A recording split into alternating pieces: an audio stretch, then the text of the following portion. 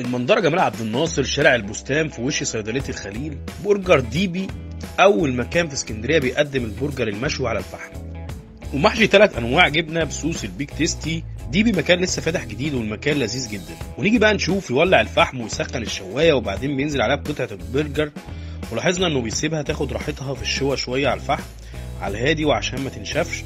ودي التركايه بتعلي من جوده وطعامه البرجر وتخليه طري وطعمه ألذ.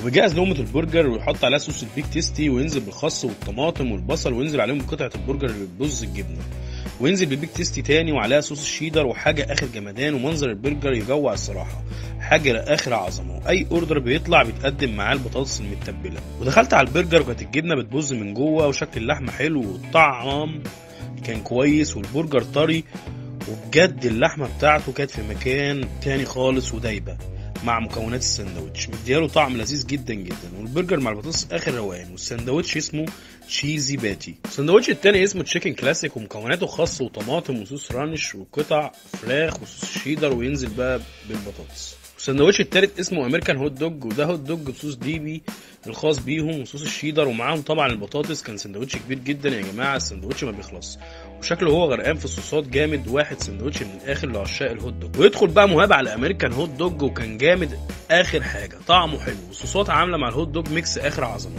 ويدخل نصر على التشيكن كلاسيك، وكده على الستريبس كويسه وكميه حلوه وطعم الفراخ جميل والتيست مختلف.